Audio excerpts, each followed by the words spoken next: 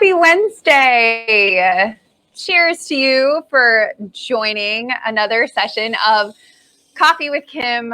I am really freaking excited today to have my friend Myka on the show. I have been promoting it all week because I think it's going to be that killer. Thank you for joining. I feel like everyone's from all over the world.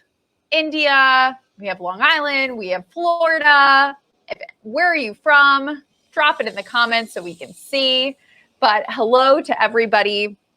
If you didn't hear me rave about her earlier this week, Myka Meier is an amazing founder. She is a mom. She is a UF alum, Gator like me. And she is the CEO of Beaumont Etiquette. She has written not one, but two best-selling books. I don't even have time to brush my hair some days. How this woman can write two books and run a company and do all the press she does is beyond me, because you also might recognize her from Good Morning America, The Today Show, Daily Mail. I feel like I see her every week, not because we're friends and I talk to her, but because I see her in the press all the time. It's amazing. And you might recognize her from the Plaza Hotel, iconic location in New York City, because she is the hotel's official partner. I mean, seriously, this girl does it all. So I'm so happy that she took time out of her day to join you and me for coffee. We're going to have such a lively chat. I hope you've brought all your good questions. I have a laundry list myself. But please give a warm welcome and help me have Myka join us for coffee. Hello. Hi, lady. Hello. Good morning. We match. I know. Look at this. It's a power color. We didn't even plan this. No, we didn't. Great minds think alike. What can you say? Thank you so much for having me on. I know everyone couldn't see me on the other line, but I was totally blushing as you were saying all that. So thank you. That is so, so kind. And it, sometimes I think we're more jugglers than anything. That should be it should be etiquette instructor, mom, and juggler. That's the only way I can say it. It's like you're in the circus. Yes, and fun fact, I used to be in the Sarasota Sailor Circus. I did. Yes. I grew up in the circus. That is a fun fact. And yes, I used to walk on globes, which are these huge like cement balls, and walk up ramps. That is a very fun fact about me. Yes. Oh my God. I love that. Okay, wait, yes, hard questions first. Where Ringling's from. Everybody knows Ringling. So this was like the little kids circus. And a lot of the people that grew up in Sarasota Sailor Circus actually went on to be Ringling stars, which I sadly did not graduate to Ringling. You ended up fine. Thank you. Yeah, you made it. So wait, hard questions first. What is your caffeine of choice? Well, it is, I'm pretty classic. It's Americano all the way and a dash of almond milk. I'm a borderline sugar addict. So I need to keep myself away from sugar. So as much as I love when I'm really having a really, hard day, I might add some vanilla sweetener to that. The liquid kind of has to be French vanilla, but today, sadly, milk and really good fresh ground coffee. And do you do it in the morning or you wait till afternoon to like jolt you? I'm a first thing in the morning. I wake up and I keep a glass of water next to my bed and I don't get out of bed until I drink it. And that's something that my brother, who is a doctor and knows incredible amounts of information about everything, once told me. And he said, you're dehydrated, you wake up dehydrated. So you can't think and you can't be your best if you're dehydrated. And by the time you feel dehydrated, that means you're already way past the point of dehydration where you can easily catch up. So if you start with a glass of water before you even get out of bed, then you're already one step ahead of so many people because your brain and your electrolytes, everything's already functioning. And then I get my coffee. And then I'm like a 2, 3, maybe on a hard day, 3 cup a day kind of girl. 3 cup a day. Okay. So first of all, how am I holding my coffee right? You are, because these are just coffee mugs. So there's really no formal etiquette because it's an informal cup. So we just grab it just like that, thumb on the top. But if you were at a nice restaurant, or when we are all able to go and do business over breakfast again, you might see a cup more like this. Mm-hmm. And at a restaurant or something like that, in which case you would, I'll show you for coffee versus tea. So coffee is pinch and support. So you actually pinch through the middle and then support and never pinky out. And then coffee is similar to the mug, but we can't fit all of our fingers through. So it's just loop and thumb like that. And when you put your coffee handle back down, if you're right-handed, it goes at 3 o'clock. If you're left-handed, 9 o'clock. Back on the table.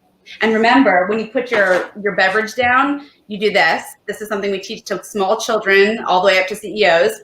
It's a lowercase b for bread on your left, so that's your bread plate, and D for drinks on your right. So your coffee cup would go back on the right side so you don't steal your client's coffee cup. You know what, you taught me this, and I still use it all the time. When I am drinking, I actually forgot to put on my lipstick before we got on the call, but when I'm drinking, I always drink out of the same spot so that my lipstick isn't like all around the place. And it's easier when you have a handle. The part that's really tricky is when you're at a networking event and you have a glass of wine or a glass of water, whatever it might be, and there's no handle, and then you look down at your glass and you've got that lip ring, even if it's just chapstick or red lipstick, whatever you're wearing, and that's the embarrassing part where you look down and you're like, ugh.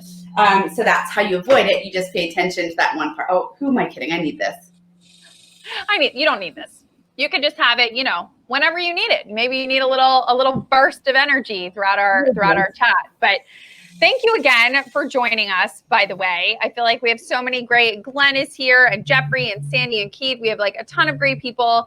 And I'm really excited for everyone to not only learn practical advice from you, like we just learned, but also just you as a human, because you are amazing. You started this company, you're a best-selling author, you're a mom, which is like the biggest title of all. So I just feel like we have a lot to learn from you as a human being. So thank you again for making the time to be with us. And I hope everybody can, put their thinking caps on and pay attention how they can take the lessons that you're sharing today and apply it to their own life. And so because everyone's greeting you right now, I don't know if you can see in the comments, but we have lots of hellos.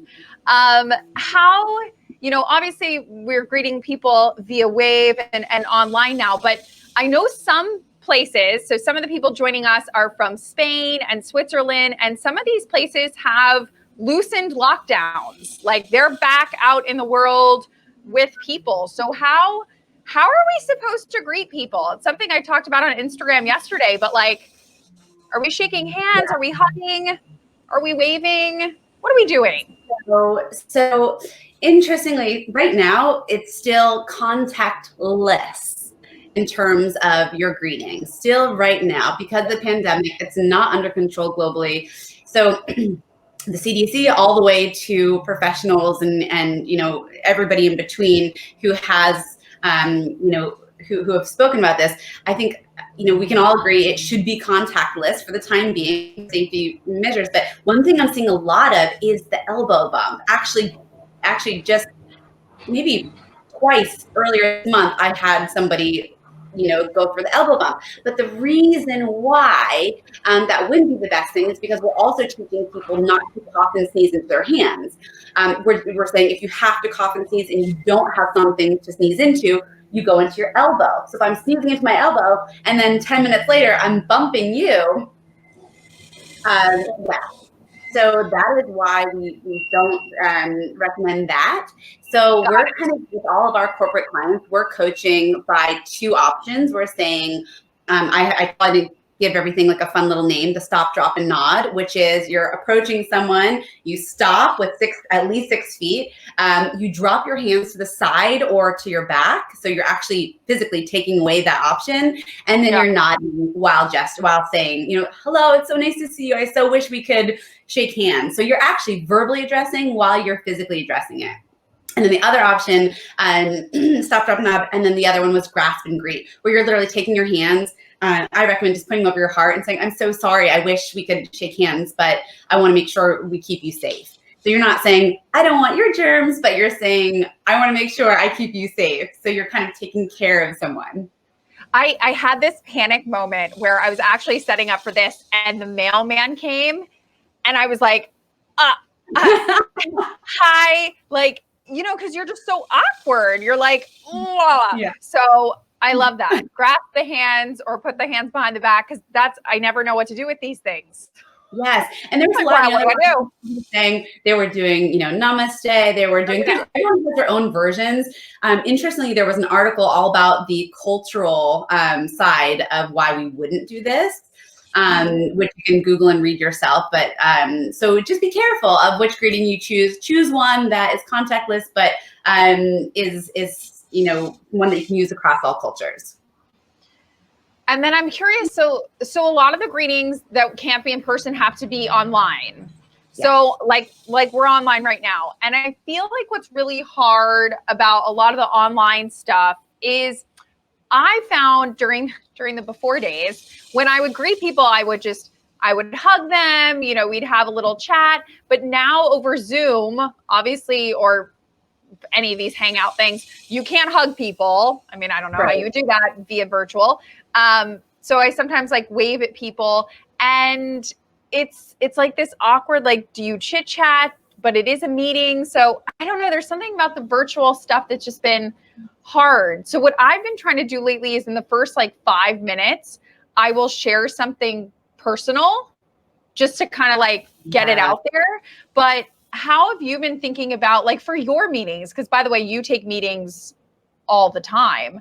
you don't want to talk about COVID, but like, how do you ask people how they are? It's like, the thing is, I really like that about, that first 5 minute stopping. Actually, that's one of my tips that I kind of give in my business networking classes about when you're first having a meeting to build rapport with people, generally speaking. And now more than ever, we need that because we don't have that in-person interaction. So I love that. I think that's super smart of you. It makes people feel comfortable. And that is what you're trying to do, is to get people to relax and then feel more more comfortable in meeting. So, one thing that I also, I agree with you. I actually don't start my emails with, I hope you're well, or how have you been? Because I don't think right now is a good time to ask the question, hi, Myka, how are you? Or how are you? Because in complete honesty, nobody probably is good right now. And so it's almost like you're asking a question where it's you don't really want the answer and you're not asking for the answer. So I think at this time, all I'm doing is, I will say, I'll jump in and I'll usually start off in saying, if I want to address it, even if I want to address it, I know this has been a challenging time. I hope you and your family have stayed well. If anything, I hope you're well is very common. It's kind of like blah, blah, but so I kind of make it a little bit more personal if you say something like that, or don't address it at all. And at the end say, wishing you wishing you and your family health and, whatever you want to say, but something where you address it, but you're not asking someone, how are you during a pandemic? I feel like, or what I've been doing, if it's a friend, like if I'm emailing you, I'll be like, how are you? And then I'll say something like, I haven't been in my house in 3 months and I'm, currently wearing yoga pants. Like, hope you're faring better than I am, because it's like, we have to, at least for me, it's like, I have to address the ridiculousness of the current situation. But I know I've gotten a lot of questions from people who are asking, how do I talk about this? Or they're having struggles with like, what do I say as I'm online reaching out to people? Because I know so much of what everyone does is networking or sales, and it requires you reaching out. It's like, And I think for a genuine friend, though, it's fine and it's important to ask someone how someone's doing. That's different. I really feel like that's important right now. If we just ignore it and assume everybody's doing fine, that's also not. If it's a close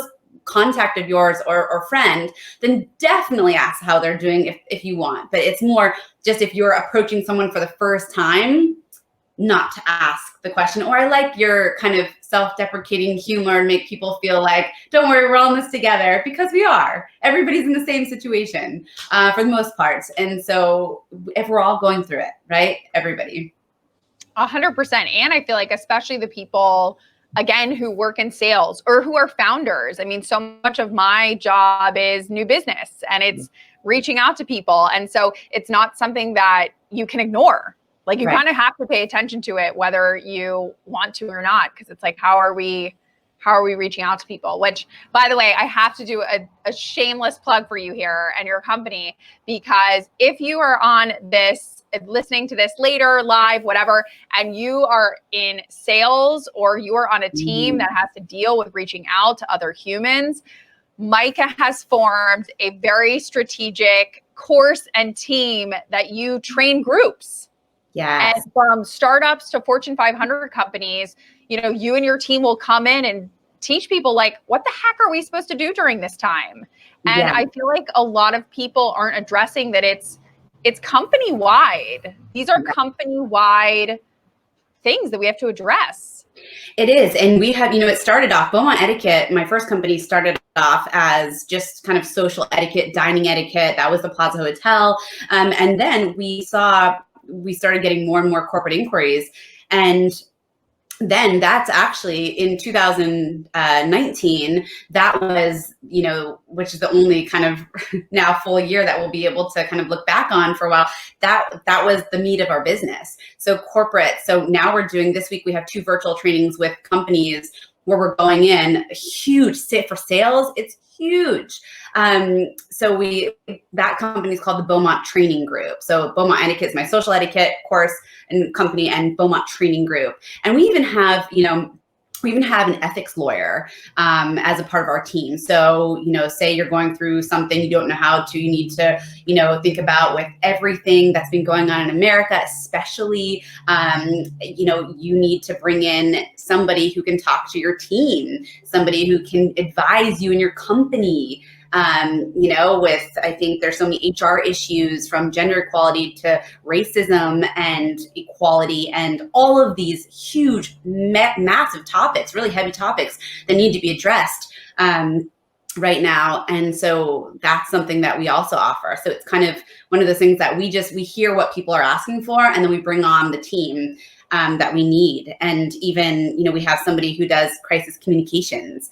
So your company had a massive issue, whatever it might be. Your CEO said something or tweeted something that you didn't want. So we have one of the best crisis communications experts in the entire world on our staff, who works literally 24 hours a day for any issues. So it's kind of like really servicing way beyond etiquette and more into different skills, across the board for big teams and little ones. Well, and I feel like we've talked about this, we, meaning me and Nick and Jeff and Chris and everybody who's on this call, we've talked about before how it's almost like we're facing two separate struggles. One is being like business. And for years, yes, people have bad months or bad years, or, oh, the stock went up or the stock went down. So like business struggling, we've kind of dealt with that before. Yes. But pandemic, it's like a whole new 1-2 punch. So yeah. I feel like training like this is so important, because we kind of know how to act and operate if we have a down month or things get hard. Right. We're kind of used to that jab. But man, this like left hook over here with the pandemic is like knocking me out of, what am I supposed to say? How am I supposed to act? Do I ask people about their health? Do I not ask? Yeah, it's a huge thing that it's definitely been consuming my mind and my thoughts lately. Yes, exactly. And I think that's a perfect analogy for it. It really did feel like a hook. And the thing is that the crazy part about it is that we don't have yet, there's no light at the end of the tunnel, right? So we're still in the tunnel. And that, as an entrepreneur, that is the hardest part for me, is, pivoting all the time. But now it's, how long does the pivot last? Because usually I have shorter pivots. But now it's like, wait, is this going to be a longer pivot to see if I need to, and then is there a pivot in the pivot? Is there, so from that perspective, that's the hardest part for me right now. And I don't know if you agree, but it's that the wonder of when or how and making it, and every day kind of taking it day by day, sometimes when you need to. Oh, and speaking of the pivot, it's funny. Sandy just asked a question, but ironically, I was going to ask the same question. So it's like Sandy's in my brain. When we think about pivots, whether you're starting, like you started Beaumont Training off of Beaumont Etiquette. So it's like a company within a company, but a side hustle. Like how, and by the way, when you started your business, you were working at Mission Media, a PR firm in the UK, and you did that for 4 years before starting Beaumont Etiquette in 2014. So when you have the idea for the company, or in this case, you have the idea for Beaumont Training while you're doing Beaumont Etiquette, like how do you incubate a new idea when you already have a day job? You already have a full-time job.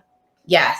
So that's an amazing question, because it was something that I had to figure out sometimes the hard way. But so for me, I had my full-time job, and I was working in the UK, but servicing American companies. So we were working across so many markets. I had 3 cell phones. That's a BlackBerry, a cell phone, a personal one, like you name it, and answering calls all hours in the morning. And I was consumed to the point where I couldn't give my creative energy where I needed to start Beaumont. So I knew I started I started kind of teaching just groups of friends in 2013, but it took me a full year of just doing that on the side just for fun, and like teaching women's groups and teaching whoever invited me in for free, just to test and like see, you know, if this was an idea that had legs. And then then people say, oh, you know, if my company is actually paying for a speaker, would you like to come in? And I started doing keynotes and things like that. And then I thought, okay, now I've used up all of my holiday. I have no vacation left. And that was for me the moment where I said, I can't give anymore. I've got 90% of my brain in my job, as you need to be, and then only 10%. Now imagine if I gave it 50% or even 100%. So it depends on where you are in your current job. And then, you know, and at that point, it was so scary. And I remember thinking, is this the dumbest idea I've ever had?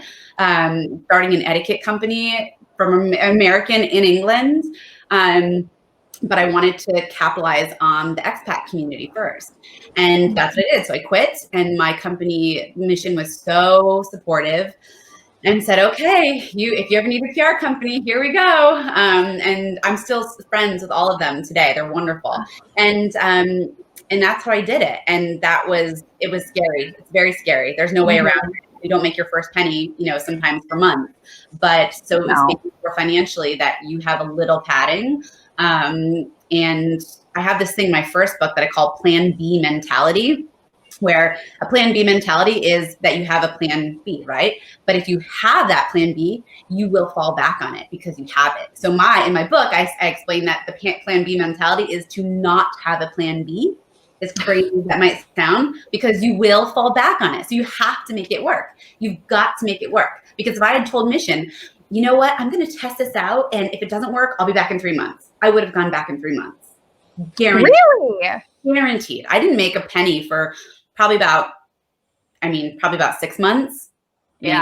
Maybe. See, I'm the exact opposite. Probably because I'm like a worrywart. I need not only a plan B, but like C, D, and like half of an E plan. And it like helps me sleep at night.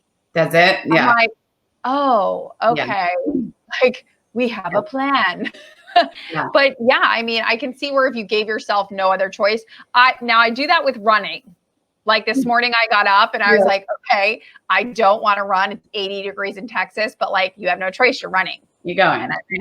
Yeah. So I think it's just your different styles of, you know, of your, I need that. Like Myka, there is no option. Like, this is it. You're making this work.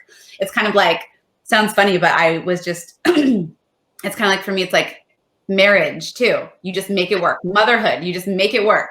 Like you have no choice. Like you are in this, you are in it. Every day you wake up to make the choice to do something. Like there's no in it. I mean, there's no out of it. It's like you're in. And that's how I kind of take on all of those parts of my life. My husband, if he's watching this or watches, is going to laugh. You're like, don't worry about that. Okay. But when you started, and now you've kind of pivoted, well, not totally pivoted because now you have 2 companies instead of one, with Beaumont Training and Beaumont Etiquette. How do you even make those little pivots? Like I'm trying to think if someone's doing a job right now and they're a marketing manager at a brand, but they, you know, kind of have an idea that maybe they could be a marketing manager and maybe take over some of the creative roles. Like how do you do those small pivots and maybe do many things? I think you have to divide your time. Like literally take a pie chart, draw a pie chart and say, how much of my time? And then I block in. So if I say, if right now, I'll give you an example in a moment, but I have, I'm a big charts person. So I love charts.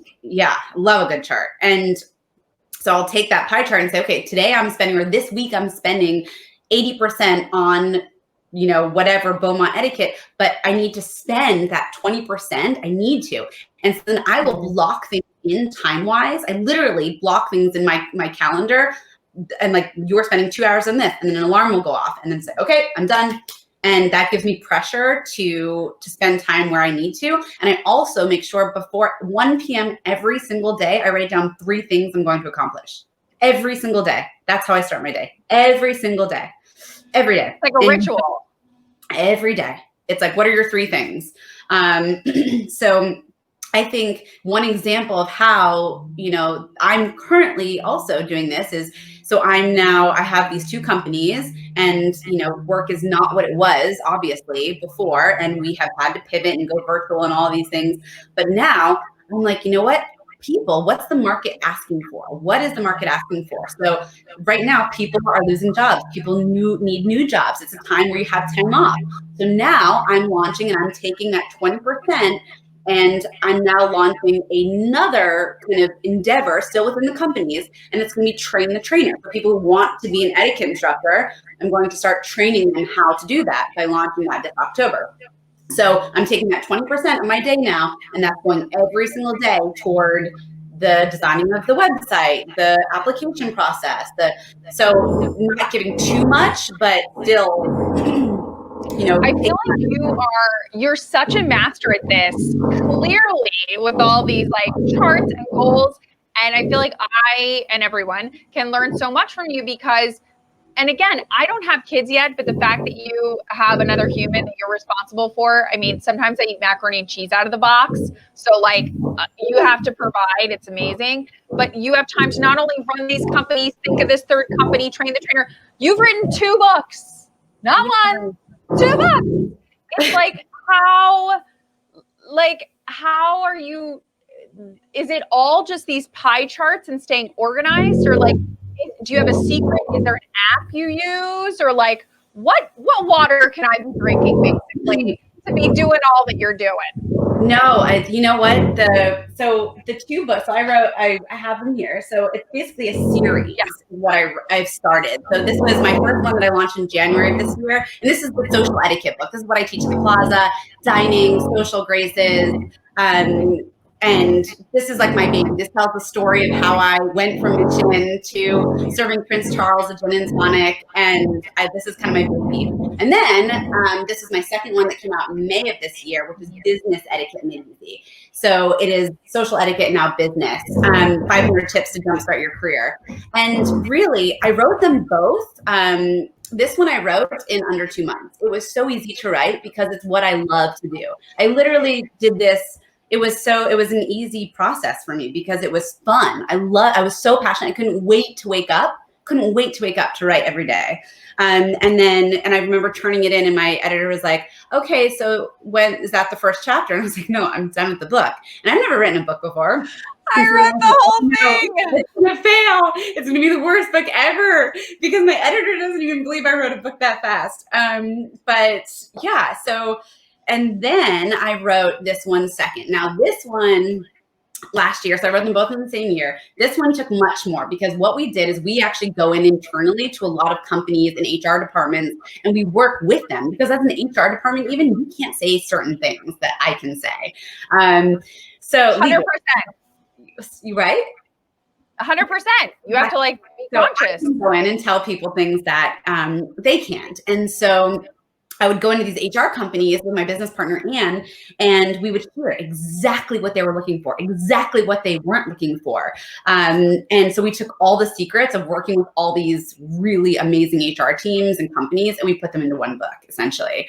So what people are really looking for to get to the next level. So that I needed help. I wasn't going to be able to write that on my own. So I'm a big believer, if you need help, ask for it. Raise your hand. I ask for help all the time. I say no all the time. And I needed an extension to make this one happen, but we did it. So. And I'm curious because Sarah asked a great question about like enjoying writing. Do you enjoy the writing because the subject is something you're passionate about, or is it a habit? Like, I hate running all the time, but now I've kind of gotten used to it because I just do it every day. Yeah. Is it the same with writing? I don't write, but you know what? I do enjoy writing. I was a journalism major at University of Florida. Kim and I both at UF grads. So I was a journalism major. So that's something that I love writing. I really do. So it's easy. It comes easy to me. But like I said, this book was really easy because it was like almost storytelling with the etiquette lessons. This one is like hard facts and like stats and like formulas and numbers and charts, and this one was hard for me. So I would say if it doesn't come easy to you, the most important thing about writing a book in my mind is outlining the chapters, so 1 to say 10, and then writing bullets of what is covered in each chapter. And at the end of the chapter, what are your takeaways? And yeah, and I also am a big believer of not letting too many people. It's like when you have a baby and you're like, I'm thinking about a baby name. You tell people your baby name and everyone has an opinion. Don't do that with your book, because I didn't let anybody except for my editor, my husband, every day was like, can I read it? Can I read it? And I was like, nope. Their book. And he was like, don't you think I could give input? And I was like, I'm sure you could give amazing input, but so I my editor, my business partner, and my publisher read it, and that was it. And I kind of stuck to what felt right and what felt genuine to me. And I didn't read other books, or I didn't want any other influences. I wanted to really feel something fresh and new, and really about gender and equality. This book is it's non-gender specific. So we even talk about what to address somebody who doesn't want to go by gender in here. It's very modern. When I talk about modern etiquette, it is very it's for today's times. For today. It's for today. It's for today. And I'm curious, I mean, I feel like a lot of young people, by the way, need to pick up this book, because as they enter the workforce, that's, a whole separate thing. They're entering a world, and especially entering the world at this time when it's so crazy. What do you see is the biggest mistake young people are making when it comes to business etiquette? I would say lacking formality. So, sometimes, yes, you might not be in an industry where you're wearing a tie on your Zoom interview or call, or maybe you are, but it's addressing people. I always dress up that next level to show someone respect. It's not that, even if the job I'm applying for is more of a casual job, I still want to show that I put effort in to present myself to you. I think it's the same way when you address an email. It's the same way when you address someone on the phone.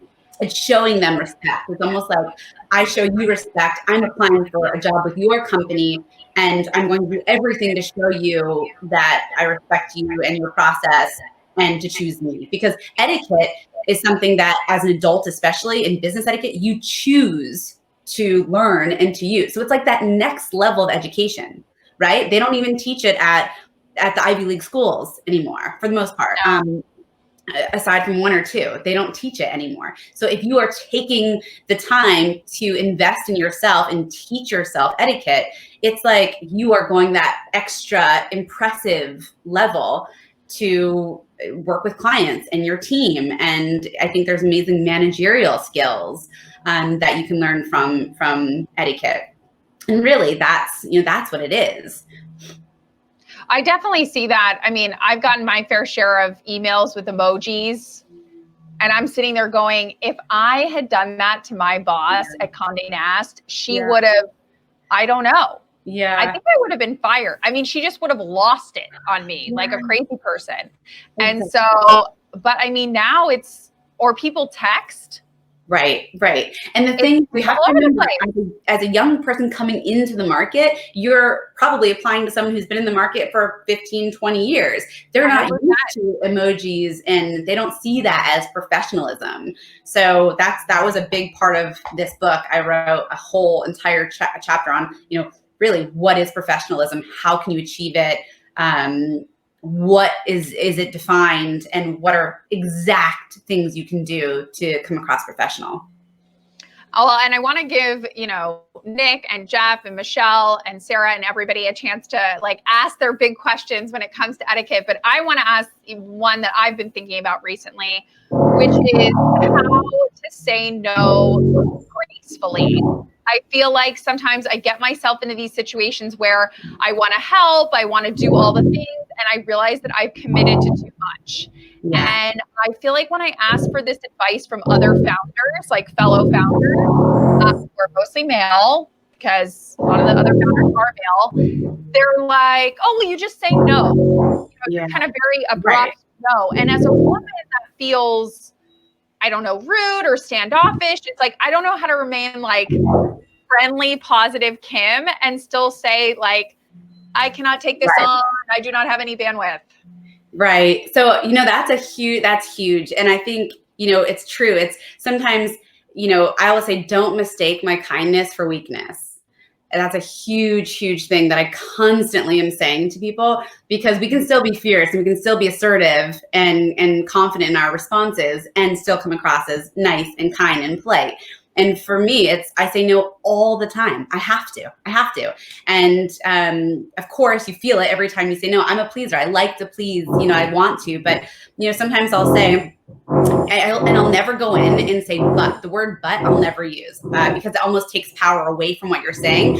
I'm so sorry I can't do it, but I would have loved to. Even that, it's like, oh, maybe I can get her to. So I always say things like, unfortunately, due to my time restrictions on, this or during this week, it won't be possible. And then I'll say, I can recommend somebody. I usually, because it's frustrating if you say no and don't try to help give a solution where possible. I say, that being said, I've got a colleague in, Florida or England who I know can help or maybe could help or I could refer you to. So I try to give a solution where possible, but I think it's really important to be firm and assertive, but mostly through your voice. A lot of it is through your voice. And that's a huge thing that, to work on when you're saying no. Because if you say, Myka, can you please have this report to me in 2 hours? And I say, I unfortunately, due to the time restrictions, I can't do it. You'll get eaten alive. So I can say the same thing. Unfortunately, Totally. due to time restrictions, I'm unable to deliver it today. There's a huge difference, and it's understanding that and finding power in your voice, which is actually easier to do than you think. 100%. Such a good question from Sarah, but when you commit too much and things fall through the cracks, like how do you recover from those whoopsie moments? Yeah, I'm a big believer. If you have a team, to tell your team first. If you're on a team, don't hide it. Ask for help. 100% tell them first before you tell the client, if that's the situation. And if it's, internally, I am a big believer of putting your hands up and saying, first addressing what happened, but also not just saying, I can't do it or it didn't work. I want to know as a manager, I used to have a team of 19. Well, there were between two teams of us, there were 19 of us, and I was a director of one of these two teams. And it was crazy. And we had all levels of people and coming with issues all day. We were like the firefighters, we used to call ourselves. And I always used to say, don't come to me and say you can't do it or it went wrong or something happened. Come to me with a solution and let's talk about it together. So that's something that I'm a big believer in now, but a huge one to put your hands up before it gets worse. Don't try to fix it on your own if you don't think you can, but come with an option to somebody who maybe can help. But yeah, and I think recovery is hard, but think about when you get constructive criticism from a client, from your boss, from a team member, whatever it might be. Try to take it in stride. Everybody's gotten it. I've gotten it. I've been fired before. We've all had ups and downs in our careers.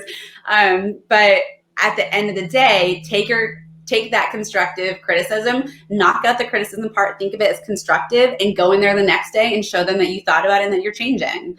And that's the best thing you can do. Okay, quick question before we get to Daniel's question.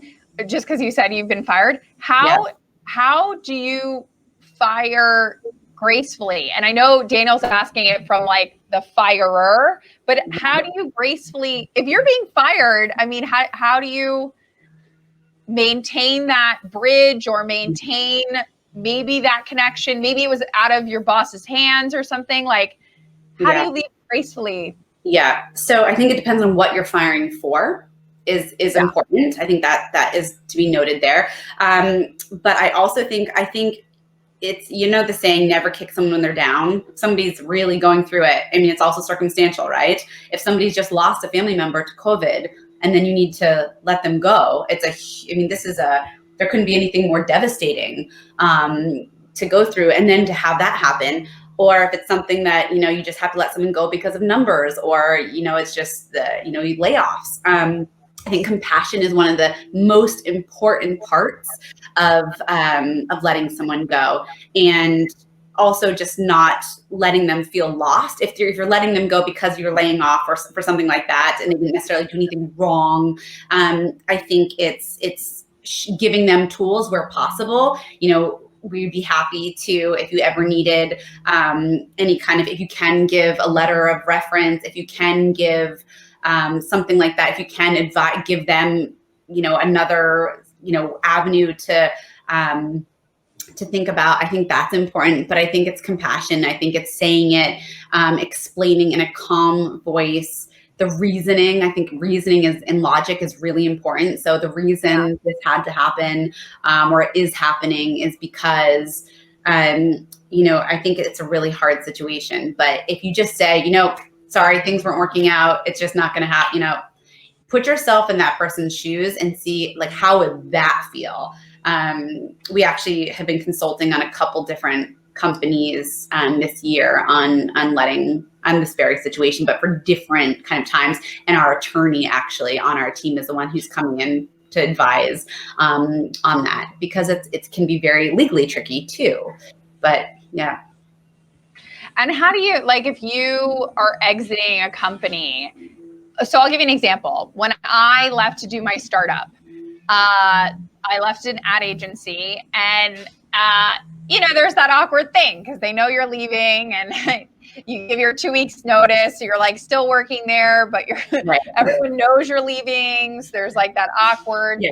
How do you navigate that in a way that's positive? I mean, everyone knows it's kind of like you're breaking up, but it is like you're breaking up. Really, notice. You're right. And it's like that weird elephant in the room. I'm really big on addressing the elephant. I think people, if you make something awkward, it becomes awkward.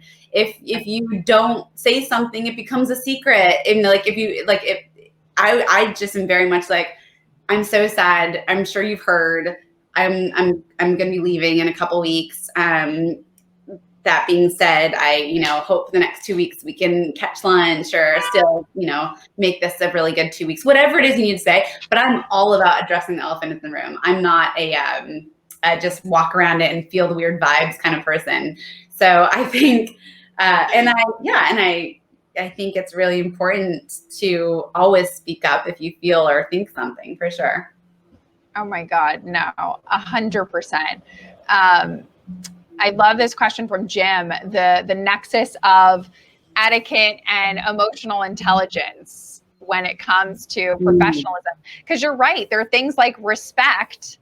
You're interviewing with somebody who's 15 years older than you, that is a little bit of etiquette, but it's also a little bit of like EQ, like just knowing how to behave in a social situation. I mean, I still do on the phone sometimes. I still do the no, sir, and yes, ma'am. Yeah. I'm ma'aming people, and I'm 34 years old.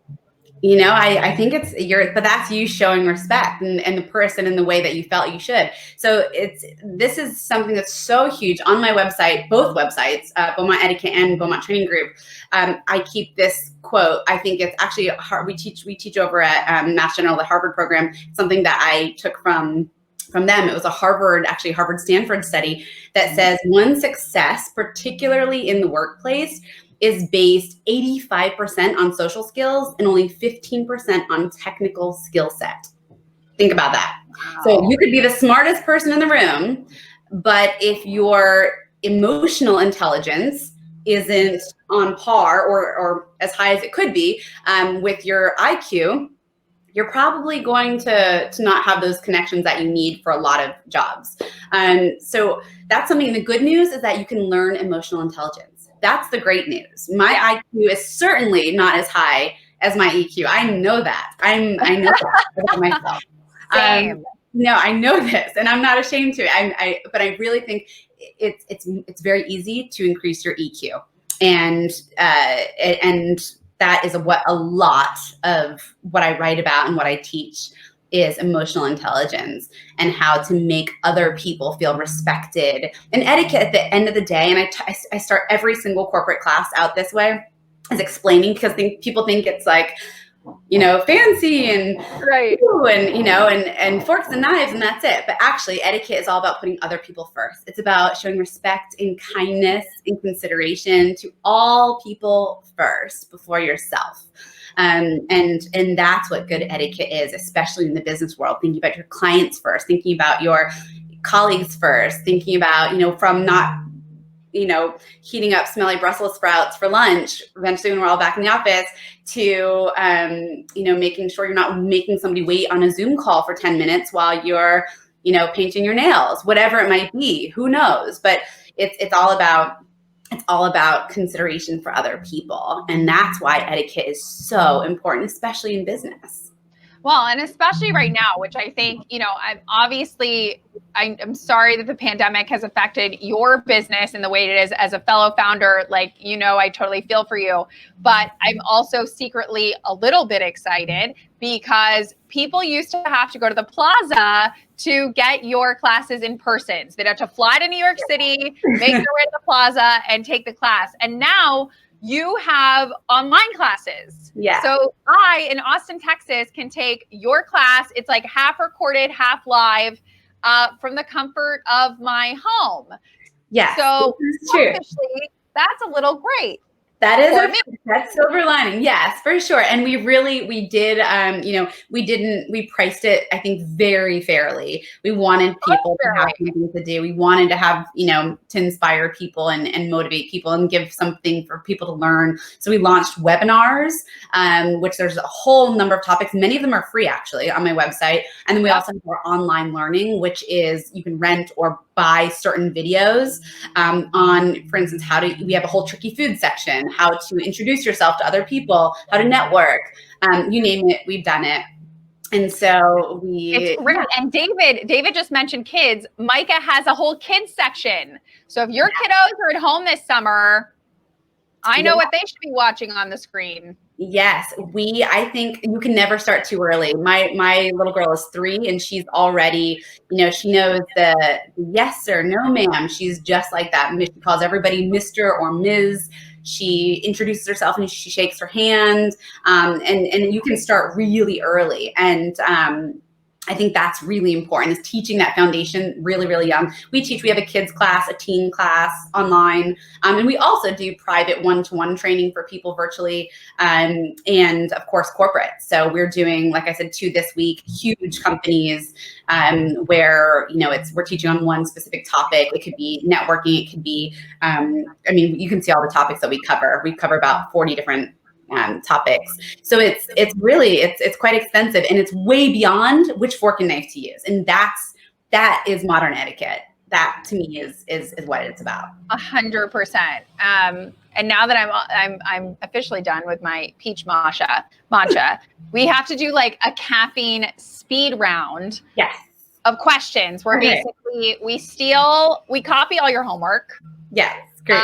And then we look cool for the rest of the week on our Zoom calls because we've actually just stolen a lot of information from you. Perfect. So what is the best app or program that you have started using recently? It could be for work or it could be for life that you're kind of obsessed with. Yes.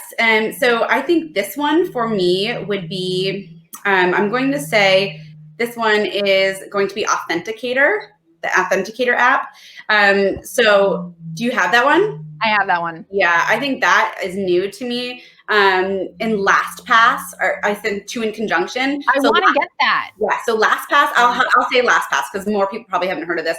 LastPass is where you put in one keyword or one password and you can open up any, we have like thousands of different, it's like admin. We spend so much time on admin that you end up spending hours, a week, a year on this. So it's one password. And after you put in that one password, it stores all of your passwords in automatically. So you never have to remember another 1,000 passwords again. You only remember one. And then I authenticate it with the second app, which is Authenticator, to make sure people can't break into my phone. So definitely smart. Yeah. Okay. What is the best gift that you've given yourself? Because I know you're the queen of giving gifts to other people, but what is a gift that you've given yourself or done for yourself in the last year? A girls trip. Definitely a girls' trip. It was much needed, and it's just time where you have your own big bed to lay on. There's nobody in your hotel room. You sleep in, and you're not woken up by Frozen at 6 a.m. And you have breakfast with your girlfriends, and you have Bloody Marys in the middle of the day if you want. And that was it. That was my trip. That was my gift to myself. And just that you time is super. I'm all about, like, you've got to invest in yourself, and if you burn out, you're not going to be the best person for your job, for your employees, for your husband, your wife, your kids, whatever, your partner. It just doesn't. You've got to give you some time. Well, and I feel like that's something we always talk about here is like, how do you invest in yourself? And one way that I know you do that is you're always learning. You're always kind of trying to invest education back in yourself. What is your favorite either podcast or newsletter or resource? Like, where do you learn from? Where do you get that knowledge? Do you know, I have a bunch. Well, I'll give you, hold on. I'm grabbing it right now. This is literally my book list right now, but I'm a big reader. So this is literally on my nightstand right now. Wow. So here's how I learn. So this is Think Outside the Building by Rosebeth Moth. This is what I'm about to start. Then we have Own the Day, Own Your Life by Aubrey Marcus. Parenting with Love and Logic by Klein and Fay. And then What It Takes, Stephen Schwartzman. I don't know if you all have read this book before, but he's the CEO, co-founder of Blackstone, and just wow. Yeah. Okay. Well, we'll link to all of those in the show notes for sure, because I've not read any of those books. Okay. Amazing. Okay. What is one thing that everyone on here, me, Mike, David, Jeff, what's one thing that we should try this week? Whether it's a food, book, TV show. Well, you can't say book because you already said that, but like food, TV show, breathing exercise. I don't know. Yeah. So I'm going to say, okay, let's see. I think everyone this week should try to up their dining skills. And because right now what's happening is we're eating in front of our computers. We're not socializing. We're losing our dining skills. So when you get back in front of your clients, back at the restaurants, I want you to feel super, super, amazing and confident. You're not looking down at which fork and knife to grab, and instead you can pay attention to your client. You can close the deal because you already know which fork and knife and what everything is. So on my YouTube, I teach how to hold your utensils correctly in the formal way, and when to do that and why. So that could be a challenge for you if you don't already eat in the formal way. And that really, you eat in the formal way not to look fancy, not to look a certain way. It's to show respect to the other person sitting across from you, to show that you are in your most polite behavior and you're eating the most respectfully you can, to show respect to the person sitting across from you. So challenge for the week. I love that. And your YouTube videos are so fun. I watch every single one. If you're not subscribed to Myka's YouTube channel, you definitely should subscribe. I'm subscribed. Okay. And last but not least, what is one question that everybody should be asking at a dinner party? I think you should be asking, I think catching people a little off guard is fun. I think going off topic, so if it's a business or social, it doesn't really matter. I like asking people, when we can travel again, where is the one place you cannot wait to go? And it's something that makes people happy to think about. It's like a little bit of a daydream. It says something about somebody. It's a great topic starter, a great opener. And I just think it's something that anyone can say right now. And I don't know, I think that would be, it's telling, but it's also like a bit of a free spirit question that makes people happy to think about. I love it. Thank you. It's been so fun to have you join. I've learned so much. I hope everybody else here has learned a ton. I now have tons more books to read, so thank you very much. And my last class, all that good stuff. Next week, we have my friend Marcus Jackson. He is the brand partnerships and marketing person for the Miami Dolphins in our home state of Florida. and Hard Rock Stadium to talk all about branding and marketing. Before that, Marcus worked at Miller Coors and Coke and Reebok. So bunch of fun places. Wow. But Myka, if people want to stay in touch and follow you, I know we talked about your YouTube channel, but where can people keep getting your knowledge? Well, thank you so much for having me. I adore you, as you know, and always inspired by you, truly. So you can find me on my website, it's beaumontetiquette.com or beaumonttraining.com. And then I'm on all social media, Instagram, Twitter, Facebook, at Myka Meier, which is at MYKAMEIER. And of course, I give YouTube, weekly YouTube fun things that I talk about, and also all our online classes on our websites. And everybody pick up the books. Both books, yes, one book, doesn't matter. Just pick them up. Thank you. Thank you so much. Thank you for your wisdom and your advice and your fun. You always bring the fun every time we chat. It's so much fun. Thank so you. You can't take yourself too seriously. You gotta keep it, right? You gotta keep it up. I know. Well, I'm sending you a big cheers. Happy Wednesday. Cheers. Have a great rest of the day, everybody. Woo, woo. Cheers.